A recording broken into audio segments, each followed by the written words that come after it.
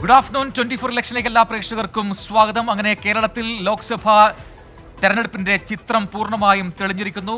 അന്തിമമായി പത്രിക പിൻവലിക്കാനുള്ള സമയപരിധി 3 മണിക്ക് അവസാനിച്ചിരിക്കുകയാണ്. കേരളം ഉൾപ്പെടെയുള്ള രണ്ടാം ഘട്ടത്തിൽ വിധിയെഴുന്ന സംസ്ഥാനങ്ങൾ. അങ്ങനെ ആരൊക്കെയാണ് ഇനി അന്തിമഘട്ടത്തിൽ മത്സരത്തിനുള്ളത് എന്ന് അല്പസമയത്തിനകം നമുക്ക് അറിയാൻ സാധിക്കും. നേരത്തെ തെരഞ്ഞെടുപ്പ് കമ്മീഷൻ അംഗീകരിച്ച 204 പത്രികകളിൽ ആരൊക്കെ പത്രിക പിൻവലിച്ചു എന്നറിയാനുള്ള സമയമാണ് ഇനി. ഇതുൾപ്പെടെയുള്ള വാർത്തകൾ വിശദമായി അറിയാം. 24 ഇലക്ഷനിലേക്ക് വിശദമായി കടക്കുന്നു. ആദ്യ റിപ്പോർട്ടിലേക്ക്.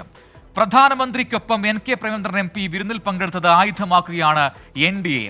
LDFന് പിന്നാലെയാണ് മോദിയോടൊപ്പം വിരുന്നിൽ പങ്കെടുത്തത് NDAയും ചർച്ചയാക്കുന്നത്. പ്രതിപക്ഷം പോലും പ്രധാനമന്ത്രി നരേന്ദ്രമോദിയെ വാഴ്ത്തുന്നു എന്നാണ് വിരുന്നിൽ പങ്കെടുത്തത് ചൂണ്ടിക്കാട്ടി NDAയുടെ പ്രചാരണം. അതുപോലെ തന്നെ ഈ മന്ത്രിസഭ അതായത് ലോക്സഭ തീരാറായപ്പോൾ അദ്ദേഹം ഇവിടുത്തെ MP പോയിട്ട് പ്രൈം മിനിസ്റ്ററുടെ കൂടെ ഭക്ഷണം കഴിക്കുന്നു. തെറ്റില്ല. കൊല്ലത്ത് നടന്ന NDA കൺവെൻഷനിലായിരുന്നു BJP സ്ഥാനാർത്ഥി കൃഷ്ണകുമാറിന്റെ ഈ പരാമർശം. NK പ്രേമചന്ദ്രൻ MP പ്രധാനമന്ത്രിക്കൊപ്പമുള്ള വിരുന്നിൽ പങ്കെടുത്തത് തെരഞ്ഞെടുപ്പ് ചർച്ചകളിലേക്ക് കൊണ്ടുവരികയാണ് NDA ക്യാമ്പും. പ്രതിപക്ഷം പോലും മോദിയെ വാഴ്ത്തുന്നുവെന്നാണ് NDA വാദം. കൺവെൻഷനിൽ സ്ഥാനാർത്ഥി നേരിട്ടിത് പറഞ്ഞതും ശ്രദ്ധേയം. അദ്ദേഹം വിളിച്ചു പോകുന്നു, എന്നിട്ട് അദ്ദേഹം തന്നെ പറഞ്ഞുകൊണ്ടിരിക്കുന്നു, മികച്ച പ്രധാനമന്ത്രിയുടെ കൂടെ ഞാൻ ഇരിക്കുന്നു. അപ്പോ പ്രതിപക്ഷം പോലും പറയുന്നത് എന്താണ്? നമുക്ക് നരേന്ദ്രമോദിയാണ് വേണ്ടത്. ഉദ്ഘാടകനായി എത്തിയ മഹാരാഷ്ട്ര ഉപമുഖ്യമന്ത്രി ദേവേന്ദ്ര ഫഡ്നവിസും മണ്ഡലത്തിലെ കേന്ദ്രാവിഷ്കൃത പദ്ധതികൾ ചൂണ്ടിക്കാട്ടിയായിരുന്നു പ്രസംഗിച്ചത്.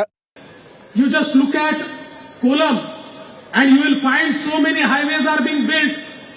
The ring road which was started in 1972 could not be built, but it was Prime Minister Modi's government which started building this road in 2014 and he only inaugurated it.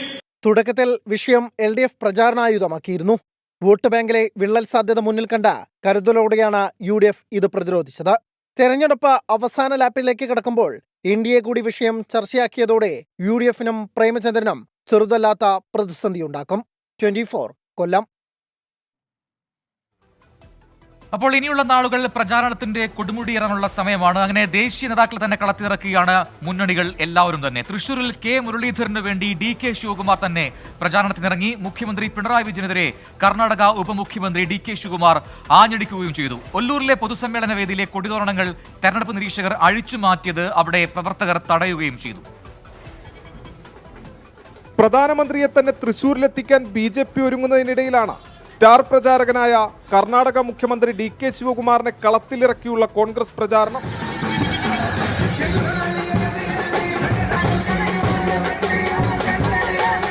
താരപ്രചാരകന്റെ വരവിൽ കോൺഗ്രസ് പ്രവർത്തകരും ഇളകി മറിഞ്ഞു. പിന്നാലെ പൊതുസമ്മേളന വേദിയിൽ മുഖ്യമന്ത്രിക്കെതിരെ DK ശിവകുമാർ ആഞ്ഞടിച്ചു. മറ്റു സംസ്ഥാനങ്ങളിൽ മുഖ്യമന്ത്രിമാരെ വരെ ED വേട്ടയാടുമ്പോൾ കേരളത്തിൽ മുഖ്യമന്ത്രിയെയും കുടുംബത്തെയും തൊടുന്നില്ലെന്നായിരുന്നു വിമർശനം. One chief minister in this country who is free, who is having an understanding with the BJP, one coin with two faces, that is your Kerala chief minister and his family. They have not touched him. കർണാടകത്തിൽ BJPക്കൊപ്പം നിൽക്കുന്ന JDS കേരളത്തിൽ ഇടതുമുന്നണിക്കൊപ്പമെന്നും DK Shivakumar വിമർശിച്ചു. Janata has already been associated, merged and joined the NDA.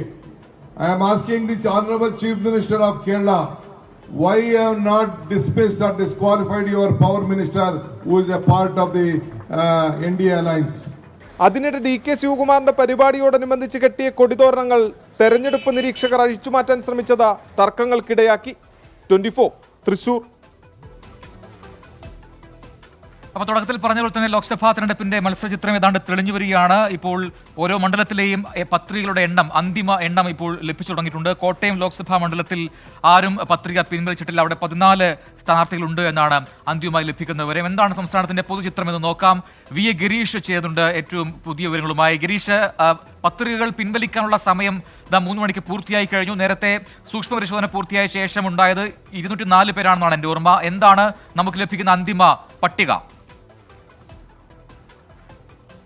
Prajin, സംസ്ഥാനത്ത് മത്സര ചിത്രം തെളിയുന്നു എന്നുള്ളത് തന്നെയാണ് ഇതിൽ ഏറ്റവും പ്രധാനമായിട്ടുള്ളത്. നാമനിർദ്ദേശ പത്രിക പിൻവലിക്കാനുള്ള സമയം അവസാനിച്ചു കഴിഞ്ഞു. അല്പസമയത്തിനകം തന്നെ തെരഞ്ഞെടുപ്പ് കമ്മീഷന്റെ ഔദ്യോഗികമായ അറിയിപ്പ് പുറത്തുവരും. ഓരോ മണ്ഡലത്തിലും എത്ര സ്ഥാനാർത്ഥികൾ വീതമുണ്ട് എന്ന് സംബന്ധിച്ച കണക്കുകളാണ് പുറത്തുവരുന്നത്. നേരത്തെ 204 പേരാണ് ഈ പത്രിക തള്ളിയ ശേഷം മത്സരരംഗത്ത് ഉണ്ടായിരുന്നത്. ഇതിൽ നാമനിർദ്ദേശ പത്രിക പിൻവലിക്കാനുള്ള സമയം ഇന്ന് അവസാനിക്കുമ്പോൾ ഓരോ മുന്നണികളും തങ്ങളുടെ അപരന്മാരെയും അതോടൊപ്പം തന്നെ തിരുവനന്തപുരത്താണെങ്കിൽ UDF-ന് ഒരു വിമത സ്ഥാനാർത്ഥിയുണ്ട്, ഷൈൻലാൽ, ഇവരെ ഉൾപ്പെടെ പിന്തിരിപ്പിക്കുന്നതിനുള്ള നടപടികളിലും മറ്റ് നടപടികളിലേക്കുമൊക്കെ കടന്നിരുന്നു. ഇതിന്റെ യഥാർത്ഥ ഫലം എന്തായി എന്നുള്ളത് അറിയണമെങ്കിൽ തെരഞ്ഞെടുപ്പ് കമ്മീഷന്റെ ഔദ്യോഗികമായ കണക്കുകൾ പുറത്തു വരണം. ഏതായാലും ഇതിന് ശേഷമായിരിക്കും സ്ഥാനാർത്ഥികൾക്ക് ചിഹ്നം അനുവദിച്ചുകൊണ്ടുള്ള തെരഞ്ഞെടുപ്പ് കമ്മീഷന്റെ നടപടി ഉണ്ടാകുക. ഈ മത്സര ചിത്രം വ്യക്തമാകുന്നതോടെ അടുത്ത ഘട്ടം പ്രചരണം അടുത്ത ഘട്ടത്തിലേക്ക് മാറുകയാണ്. മുതിർന്ന നേതാക്കളും ദേശീയ നേതാക്കളും അടക്കമുള്ളവർ കേരളത്തിലേക്ക് എത്തുന്നു. ഓരോ മണ്ഡലങ്ങളിലും സ്റ്റാർ ക്യാമ്പയിനർമാരെ ഇറക്കി വലിയ തരത്തിലുള്ള പ്രചരണത്തിന് തന്നെയാണ് ഓരോ മുന്നണികളും ലക്ഷ്യമിടുന്നത്. അതിനു മുമ്പായി തന്നെ ഈ നേരത്തെ പറഞ്ഞ പോലെ അപരന്മാരുടെ ശല്യം ഇത്തവണ പലയിടത്തും കൂടുതലാണ്.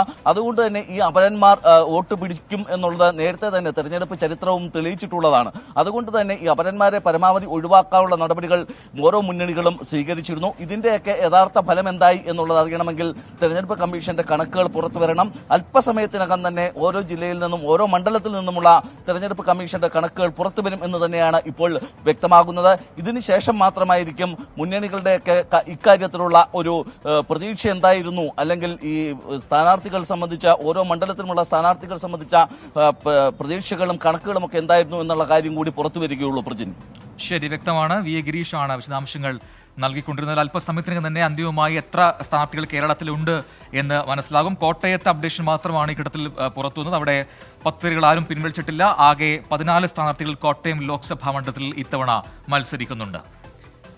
സംസ്ഥാനത്തെ പ്രചാരണം ചൂടുപിടിക്കുന്നതിനിടെ ജനമനസ് അറിയുകയാണ് 24-ന്റെ മെഗാ പ്രീപോൾ സർവേയിലൂടെ. ആദ്യ ദിനം പുറത്തുവിട്ട 4 മണ്ഡലങ്ങളിലെ ഫലത്തിൽ LDF-ഉം UDF-ഉം ഒപ്പത്തിനൊപ്പമാണ്. ഏറ്റവും കൂടുതൽ സാമ്പിളുകൾ ശേഖരിച്ചാണ് 24-ന്റെ അഭിപ്രായ സർവേ പൂർത്തിയാക്കിയത്. സംസ്ഥാനത്ത് തെരഞ്ഞെടുപ്പ് പ്രചാരണം ചൂടുപിടിക്കുന്നതിനിടെയാണ് 24 ഇലക്ഷൻ അഭിപ്രായ സർവേയിലൂടെ ജനമനസ്സറിഞ്ഞത്. വടകര, പൊന്നാനി, ആലപ്പുഴ, ആറ്റിങ്ങൽ എന്നീ മണ്ഡലങ്ങളിലെ സർവേ ഫലമാണ് ആദ്യ ദിവസം പുറത്തുവിട്ടത്. ഇത് അന്തിമ ഫലമല്ല. സ്വാധീന വിഷയങ്ങൾ മാറിമറിയുന്ന തെരഞ്ഞെടുപ്പിൽ ഇപ്പോൾ വോട്ടർമാരുടെ മനസ്സിലിരിപ്പറിയാനുള്ള മൂഡ് ട്രാക്കറാണ് 24 അഭിപ്രായ സർവേ. തീപാറും പോരാട്ടം പ്രതീക്ഷിക്കുന്ന വടകരയിൽ മത്സരം ശക്തം. MLA-മാരായ KK ശൈലജയും ഷാഫി പറമ്പിലും നേർക്കുനിരത്തുമ്പോൾ വടകര ഇഞ്ചോടിഞ്ച് പോരാട്ടത്തിന് സാക്ഷ്യം വഹിക്കുമെന്നാണ് പൊതുജനാഭിപ്രായം. LDF സ്ഥാനാർത്ഥി KK ശൈലജ മുന്നിലെന്നാണ് സർവേയിൽ പങ്കെടുത്തവരിൽ 45.5% അഭിപ്രായം. UDF സ്ഥാനാർത്ഥി ഷാഫി പറമ്പിലിനെ സർവേയിൽ പങ്കെടുത്ത 42.9% പിന്തുണച്ചപ്പോൾ NDA സ്ഥാനാർത്ഥി പ്രഫുൽ കൃഷ്ണയെ പിന്തുണച്ചത് 9.9% പേരാണ്. മുസ്ലിം ലീഗിന്റെ പൊന്നാപുരം കോട്ടയായി വിശേഷിപ്പിക്കപ്പെടുന്ന പൊന്നാനി ഇത്തവണയും UDF-നൊപ്പം നിൽക്കുമെന്നാണ് സർവേ ഫലം. UDF സ്ഥാനാർത്ഥി അബ്ദുസമദ് സമദാനിയെ സർവേയിൽ പങ്കെടുത്ത 48.1% പിന്തുണച്ചപ്പോൾ LDF സ്ഥാനാർത്ഥി KS ഹംസയെ പിന്തുണച്ചത് 39.7% പേരാണ്. NDA സ്ഥാനാർത്ഥി നിവേദിത സുബ്രഹ്മണ്യന് 8.3% പിന്തുണയുണ്ട്. ആലപ്പുഴയിൽ LDF-ഉം UDF-ഉം ശക്തമായ പോരാട്ടം കാഴ്ചവെക്കും. സിറ്റിംഗ് MP AM ആരിഫിനെ പിന്തള്ളി UDF സ്ഥാനാർത്ഥി KC വേണുഗോപാൽ മുന്നേറുമെന്നാണ് സർവേ ഫലം. സർവേയിൽ പങ്കെടുത്ത 41.2% പേർ KC വേണുഗോപാലിനെ പിന്തുണച്ചപ്പോൾ LDF സ്ഥാനാർത്ഥിയും സിറ്റിംഗ് MP-യുമായ AM ആരിഫിനെ പിന്തുണച്ചത് 39.7% പേരാണ്. NDA സ്ഥാനാർത്ഥി ശോഭാ സുരേന്ദ്രനെ 18% പേർ പിന്തുണച്ചു. ശക്തമായ ത്രികോണ മത്സരം നടക്കുന്ന മണ്ഡലങ്ങളിലൊന്നാണ് ആറ്റിങ്ങൽ. ഇഞ്ചോടിഞ്ച് പോരാട്ടം നടക്കുന്ന മണ്ഡലത്തിൽ നേരിയ മുൻതൂക്കം LDF-നുണ്ടെന്നാണ് സർവേ ഫലം. കേന്ദ്രമന്ത്രിയെയും സിറ്റിംഗ് MP-യെയും പിന്നിലാക്കി LDF സ്ഥാനാർത്ഥി V ജോയ് മുന്നിലെത്തുമെന്ന് സർവേയിൽ പങ്കെടുത്ത 38.9% പേർ അഭിപ്രായപ്പെട്ടു.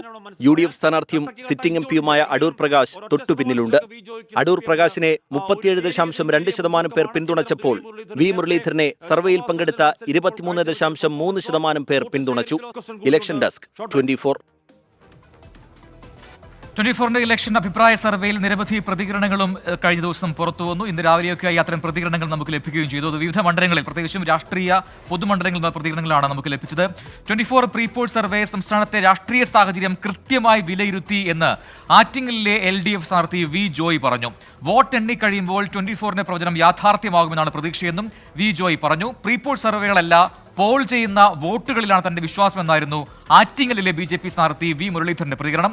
2019 പ്രീ പോൾ സർവേ നടത്തിയപ്പോൾ തനിക്ക് അനുകൂലമായി ഒരു ചാനലും പ്രവചിച്ചില്ല എന്നായിരുന്നു UDF സ്ഥാനാർത്ഥി അടൂർ പ്രകാശിന്റെ പ്രതികരണം.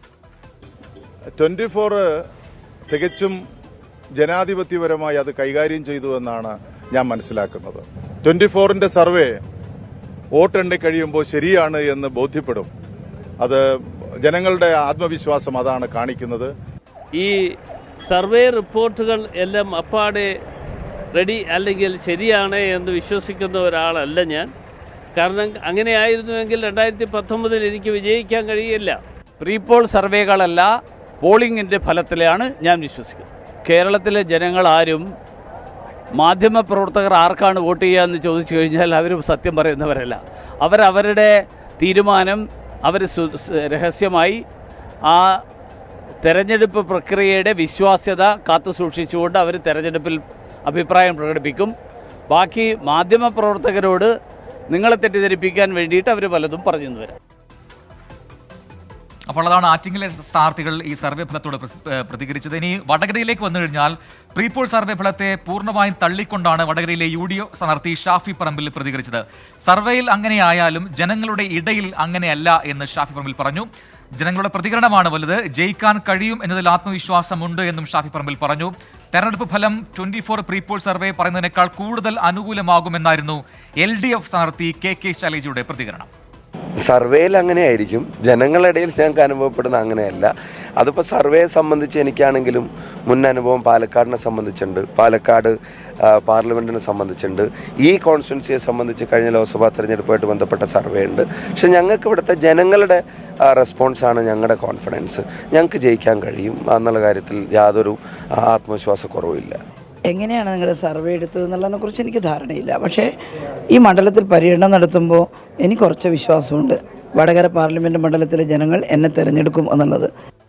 നേരത്തെ പറഞ്ഞതുപോലെ നാമനിർദ്ദേശ പത്രികകൾ പിൻവലിക്കാനുള്ള സമയപരിധി അവസാനിച്ചിരിക്കുകയാണ്. അതോടുകൂടി സ്ഥാനാർത്ഥികൾക്ക് തെരഞ്ഞെടുപ്പ് കമ്മീഷൻ ചിഹ്നം നൽകി തുടങ്ങിയിട്ടുണ്ട്. കോട്ടയത്തെ UDF സ്ഥാനാർത്ഥി ഫ്രാൻസിസ് ജോർജിന്റെ ചിഹ്നം ഓട്ടോറിക്ഷയാണ് എന്ന വാർത്ത ഇപ്പോൾ പുറത്തുവരുന്നു. ടോബി ജോൺസ് നൽകും കോട്ടയത്ത് നിന്നും അതിന്റെ വിശദാംശങ്ങൾ. ടോബി, കോട്ടയത്തെ പത്രികകൾ ആരും പിൻവലിച്ചിട്ടില്ല എന്ന് മനസ്സിലാക്കുന്നു. 14 പേർ അവിടെ മത്സരിക്കുന്നുണ്ട്. അപ്പോൾ ഇനിയുള്ള അടുത്ത നടപടിക്രമങ്ങൾ ആർക്കൊക്കെ ഏതൊക്കെ ചിഹ്നങ്ങൾ എന്നുള്ളതാണ്. എന്താണ് അതിന്റെ വിവരങ്ങൾ? തീർച്ചയായിട്ടും 14 പേരാണ് നാമനിർദ്ദേശ പത്രിക നൽകിയത്, അല്ലെങ്കിൽ അവരുടേതാണ് സ്വീകരിച്ച് സൂക്ഷ്മ പരിശോധന നടത്തി സ്വീകരിച്ചത്. ഈ 14 പേരും മത്സര രംഗത്തുണ്ട്, ആരും തന്നെ പിൻവലിച്ചിട്ടില്ല. അതുകൊണ്ട് തന്നെ 14 പേർ കോട്ടയത്ത് മത്സരിക്കും. എന്തായാലും ഇതിൽ ഏറ്റവും നമ്മൾ ഏവരും ഉറ്റുനോക്കിയിരുന്ന ഒരു കാര്യം ഫ്രാൻസിസ് ജോർജ് UDF സ്ഥാനാർത്ഥിക്ക് ഏത് ചിഹ്നം എന്നുള്ളതാണ്. ചിഹ്നമില്ലാതെ ആയിരുന്നു കഴിഞ്ഞ മാസമായിട്ട് അദ്ദേഹം പ്രചാരണം നടത്തിയത്. എന്തായാലും അവർ ആവശ്യപ്പെട്ടത് 3 ചിഹ്നങ്ങളാണ്. അതിലൊന്ന് ഓട്ടോറിക്ഷയാണ്, 2 ട്രാക്ടറും അതുപോലെ തന്നെ ചെണ്ട ചിഹ്നവും ആവശ്യപ്പെട്ടിരുന്നു. അതിൽ അവരുടെ പ്രധാന ആവശ്യമായിട്ടുള്ള ഓട്ടോറിക്ഷ അവർക്ക് ഇപ്പോൾ അനുവദിച്ച് നൽകിയിരിക്കുകയാണ്. എന്തായാലും ഇനിയുള്ള ദിവസങ്ങളിൽ ഓട്ടോറിക്ഷ ചിഹ്നത്തിൽ തന്നെ മത്സരിക്കും ഫ്രാൻസിസ് ജോർജ്. ഈ ഓട്ടോറിക്ഷ തെരഞ്ഞെടുക്കാനുള്ള കാരണം ജനകീയ വാഹനമാണ്, കൂടുതൽ ആളുകൾക്ക് പെട്ടെന്ന് തിരിച്ചറിയാൻ സാധിക്കും. അങ്ങനെയുള്ള ഒരു വിലയിരുത്തലിന്റെ അടിസ്ഥാനത്തിലാണ് ഇത്തവണ ഓട്ടോറിക്ഷ ചിഹ്നം എടുക്കാമെന്ന് അവർ തീരുമാനിച്ചത്. മറ്റ് 2 സ്വതന്ത്രന്മാർ കൂടി ഇതേ ചിഹ്നം ആവശ്യപ്പെട്ടിരുന്നു. പക്ഷേ ഒരു രജിസ്റ്റേർഡ് പാർട്ടി എന്നുള്ള ഒരു ലേബൽ ഉള്ളത് കൊണ്ട് അവർക്ക് കമ്മീഷൻ ഇത് അനുവദിച്ച് നൽകുകയായിരുന്നു എന്നാണ് നമുക്കിപ്പോൾ മനസ്സിലാക്കാൻ സാധിക്കുന്നത്. എന്തായാലും UDF സ്ഥാനാർത്ഥി ഫ്രാൻസിസ് ജോർജ് ഓട്ടോറിക്ഷ ചിഹ്നത്തിൽ മത്സരിക്കും. 2 ചിഹ്നത്തിലാണ് LDFന്റെ തോമസ് ചാഴികാടൻ മത്സരിക്കുന്നത്. അതുപോലെ തന്നെ BDJS സ്ഥാനാർത്ഥി തുഷാർ വെള്ളാപ്പള്ളി കുടം ചിഹ്നത്തിലും മത്സരിക്കുമെന്നാണ് നമുക്കിപ്പോൾ പങ്കുവെക്കാനുള്ളത്. ടോബി ജോൺസണാണ് കോട്ടയത്തെ വിശദാംശങ്ങൾ നൽകിയത്. കോട്ടയത്തെ മത്സരചിത്രം ഏതാണ്ട് പൂർണ്ണമായും പൂർത്തിയായിരിക്കുന്നു എന്നാണ് ഈ ഘട്ടത്തിൽ മനസ്സിലാക്കേണ്ടത്. തമിഴ്നാട്ടിൽ വീണ്ടും പണം പിടികൂടി. മന്ത്രിയും DMK മുതിർന്ന നേതാവുമായ ദുരൈമുരുകന്റെ ബന്ധുവീട്ടിൽ നിന്ന് 7.5 ലക്ഷം രൂപയാണ് പിടികൂടിയത്. തെരഞ്ഞെടുപ്പ് പ്രഖ്യാപിച്ചതിന് ശേഷം തമിഴ്നാട്ടിൽ നിന്ന് ഇതുവരെ 208 കോടി രൂപ പിടികൂടിയെന്ന് തെരഞ്ഞെടുപ്പ് കമ്മീഷൻ ഫ്ലൈയിങ് സ്ക്വാഡ് അറിയിച്ചു.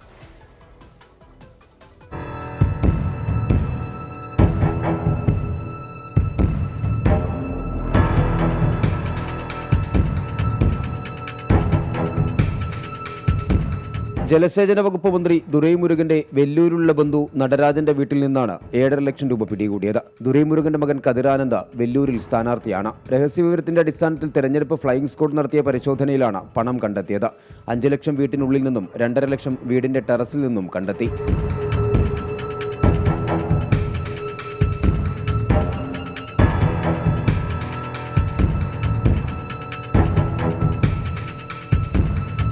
ഇന്നലെ ട്രെയിനിൽ നിന്നും 4 കോടി രൂപ പിടികൂടിയ സംഭവത്തിൽ പണം കൊടുത്തുവിട്ടവരെ കണ്ടെത്താനുള്ള ശ്രമത്തിലാണ് പോലീസ്.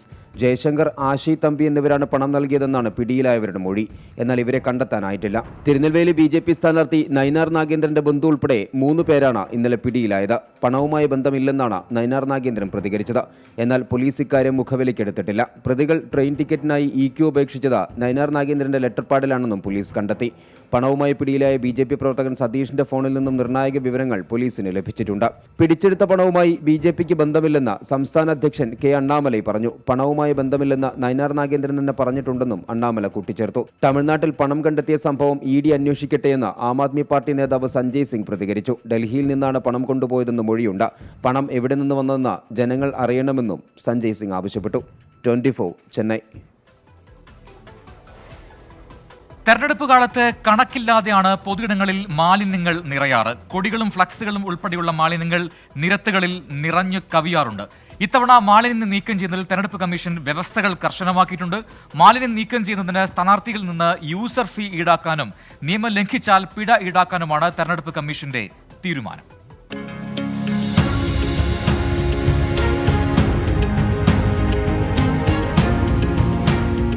അയ്യായിരം ടൺ മാലിന്യമെങ്കിലും ഇത്തവണ തിരഞ്ഞെടുപ്പ് കഴിയുമ്പോൾ ഉണ്ടാകുമെന്നാണ് വിലയിരുത്തൽ. മാലിന്യം നീക്കം ചെയ്യുന്നതിൽ യാതൊരു വിട്ടുവീഴ്ചയും ഉണ്ടാകില്ല എന്ന നിലപാടിലാണ് തിരഞ്ഞെടുപ്പ് കമ്മീഷനും. തിരഞ്ഞെടുപ്പ് കമ്മീഷന്റെയും സംസ്ഥാന ശുചിത്വ മിഷന്റെയും കണക്കുകൾ പ്രകാരം ഇത്തവണ തിരഞ്ഞെടുപ്പ് മാലിന്യം 5000 ടൺ കടന്നേക്കും. ഇത് മുന്നിൽ കണ്ടാണ് മാലിന്യ നീക്കത്തിൽ കമ്മീഷൻ വ്യവസ്ഥകൾ കർശനമാക്കിയത്. വോട്ടെടുപ്പിന് ശേഷം പ്രചാരണ സാധനങ്ങൾ ഉൾപ്പെടെയുള്ള മാലിന്യങ്ങൾ ഹരിതകർമ്മസേനയ്ക്കോ തദ്ദേശ സ്ഥാപനങ്ങൾ ചുമതലപ്പെടുത്തുന്ന ഏജൻസികൾക്കോ കൈമാറണം. ഇങ്ങനെ കൈമാറുന്നതിനാണ് യൂസർ ഫീ ഏർപ്പെടുത്തുന്നത്. ഇതിനായി ഓരോ സ്ഥാനാർത്ഥികളുടെയും പ്രചാരണ ഏജന്റുമാർ ഹരിതകർമ്മസേനയുമായി കരാറുണ്ടാക്കണം. മാലിന്യത്തിന്റെ അളവിനനുസരിച്ചാകും യൂസർ ഫീ ഈടാക്കുക. യൂസർ ഫീ സംബന്ധിച്ച കൂടുതൽ വിവരങ്ങൾ വരും ദിവസങ്ങളിൽ തെരഞ്ഞെടുപ്പ് കമ്മീഷൻ പുറത്തുവിടും. ശാസ്ത്രീയ സംസ്കരണത്തിന് തയ്യാറായില്ലെങ്കിൽ തദ്ദേശ സ്ഥാപനങ്ങൾ നേരിട്ട് മാലിന്യങ്ങൾ നീക്കും. ഇതിനുള്ള ചിലവ് സ്ഥാനാർത്ഥിയിൽ നിന്നും ഈടാക്കും. ഈ തുകയും സ്ഥാനാർത്ഥിയുടെ തെരഞ്ഞെടുപ്പ് ചെലവായി കണക്കാക്കും. മാലിന്യം നീക്കം ചെയ്യാത്ത സ്ഥാനാർത്ഥികൾക്ക് പിഴ ഈടാക്കാനും തീരുമാനമുണ്ട്. 24 തിരുവനന്തപുരം. ഡൽഹിയിലേക്ക് പോകുന്നു. അവിടെ കോൺഗ്രസ് നേതാക്കൾ മാധ്യമങ്ങളെ കാണുന്നുണ്ട്. ഇലക്ഷൻ കമ്മീഷന് പരാതി നൽകിയ ശേഷമാണ് ഇപ്പോൾ നേതാക്കൾ പ്രതികരിക്കുന്നത്. रिपीट ऑफेंडर है बीजेपी, उस दिशा में भी चुनाव आयोग को कदम उठाने चाहिए. मेरे साथी गुरदीप सप्पल जी आपको बाकी जानकारी भी देंगे. मैं निकल रहा हूँ, नहीं जाना है उसके बाद जाना. एक जो और मुद्दा आज हमने उठाया, पिछली बार जब इलेक्शन कमीशन को मिले थे तो हमने फ्री स्पीच का मुद्दा भी उठाया था. और जो डिफेमेटरी पोस्ट है भारतीय जनता पार्टी के हैंडल पर, जो बहुत सारी ऐसी विभाजक कंटेंट वो बना रहे हैं, वो उनके हैंडल से पोस्ट हो रही है, उसकी शिकायत की थी.